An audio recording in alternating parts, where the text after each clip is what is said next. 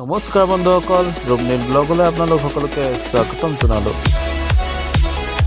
নমস্কাৰ বন্ধুসকল, কেনে আছে? ভালে আছে নিশ্চয়। আজি আপোনালোকৰ মাজলৈ আহিছোঁ দুআষাৰ কথা পাতিম বুলি। আমাৰ যিটো সমাজ ব্যৱস্থাৰ ওপৰত দুআষাৰ কথা পাতিম বুলি আহিছোঁ। প্ৰথমে কওঁ, কৰ্মই ধৰ্ম। মানুহে কৰ্ম কৰিবই লাগিব, আৰু আপুনি কৰ্ম কৰিলেহে আপোনাৰ চিনাকি, আপোনাৰ পৰিচয় দিব পাৰিব। যদি আপুনি একো কাম নকৰে, যদি এনেই ঘূৰি ফুৰে, আপোনাৰ আজিৰ দিনত একো অস্তিত্ব নাই। আৰু মানুহ এজনৰ প্ৰথম পৰিচয় আপোনাৰ কামেৰে পৰিচয় দিয়ে। আপুনি কেনেকুৱা ধৰণৰ কাম কৰিছে। ভাল কাম কৰিলে ভালৰ পৰিচয় দিব, আৰু যদি আপুনি বেয়া কাম কৰে, তেতিয়া আপোনাৰ পৰিচয়টো বেয়াই যাব। মই ভাবোঁ সদায় মানুহে ভাল কাম কৰিব লাগে। যিহেতু আমি জন্ম লৈছোঁ পৃথিৱীখন, ইমান ধুনীয়া এখন পৃথিৱীত আছোঁ, জীয়াই থাকিম কেইদিন। সেই জীয়াই থকা কেইদিনত আমি সদায় ভাল ভাল কাম কৰি যাব লাগিব।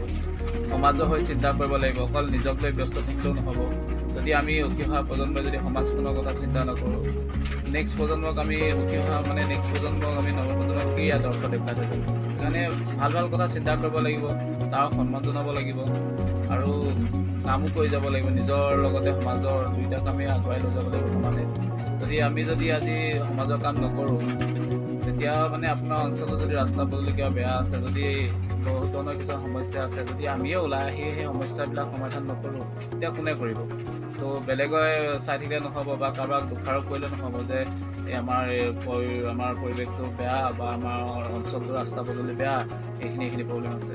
তো আমি নিজেও ওলাই আহিব লাগিব, এই সমস্যাখিনিৰ সৈতে আমি যুঁজ দিব লাগিব, সমাধান উলিয়াব লাগিব। তেতিয়াহে মানে আমাৰ অঞ্চলটো ডেভেলপ হ'ব, সমাজখনো ভাল হ'ব, আৰু উঠি অহা প্ৰজন্মক আমি কিবা এটা ভাল বস্তু দি যাব পাৰিলে ধৰক নেক্সট তেতিয়া আৰু উন্নতি হ'ব, সেয়াই ভাবোঁ। আৰু আমাৰ সমাজত আৰু এটা প্ৰব্লেম আছে।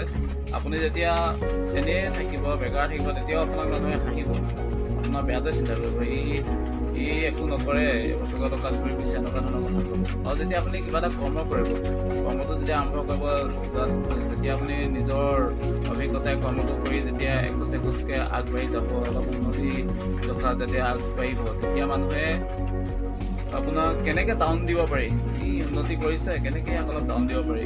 মুখত ভালকৈ ক'ব ভালে আছে, কিন্তু পেটে ভাবিব ইয়াক কেনেকৈ ডাউন দিব পাৰি, সেইখিনি কথা মানুহে ভাবে। কিন্তু যি কি নহওক, সেইখন সমাজতে আমি থাকিব লাগিব, জীয়াই থাকিব লাগিব। সদায় ভাল কাম কৰি যাব লাগিব, সেইটোকে কওঁ, বেছি নকওঁ। আৰু সকলো যাতে ভালে থাকক, আৰু সকলোৱে এটা কথা চিন্তা কৰিব, যাতে আমি নিজৰ ঘৰৰ পৰিৱেশটো সদায় যাতে ভাল কৰি ৰাখিব পাৰোঁ। যিবিলাক সৰু ল'ৰা ছোৱালী আছে, তেওঁলোকক যাতে ভাল শিক্ষা প্ৰদান কৰিব পাৰোঁ, যাতে তেওঁলোক ডাঙৰ হৈ যাতে সমাজখনৰ সৈতে বা যিটো আমাৰ পৰিৱেশটোৰ লগত ধুনীয়াকৈ খাপ খাই মিলা প্ৰীতিৰে থাকিব পাৰে। সেইটোকে যাতে অকল পঢ়া এইটো ভাবিব নালাগে যে পঢ়া শিক্ষাটোতে অলপ ভাল ৰিজাল্ট কৰিব লাগে, বা আজিকালিতো কম্পিটিশ্যন হৈ গ'ল ন, কোনে কিমান ৰিজাল্ট ভাল কৰিছে। কিন্তু সেইটো দিশত চাওঁতে কি হৈছে, আজিকালি খেলা ধূলাবিলাক ল'ৰা ছোৱালীবিলাকে কৰিবলৈ এৰি দিছে, মোবাইলৰ লগতে বিজি থাকে। ওচৰ চুবুৰীয়া মানুহসকলো নাযায়, কাৰোৰ লগতো কথাও নাপাতে, অকল মোবাইলৰ লগতে থাকে। সেইটো কৰিলেও বেয়া, মানুহৰ লগত কথা পাতিবলৈ দিব লাগে। তেতিয়া মানুহে অলপ নিজকে সমাজৰ লগত খাপ খাব পাৰিব। আৰু আমাৰ সমাজ ব্যৱস্থাটোৰ ওপৰত অলপ জ্ঞান দিব লাগে, যাতে অকল এইটোৱে নহয় যে মানুহক কেনেকৈ ব্যৱহাৰ কৰিব লাগে বা কাক কি কৰিব লাগে।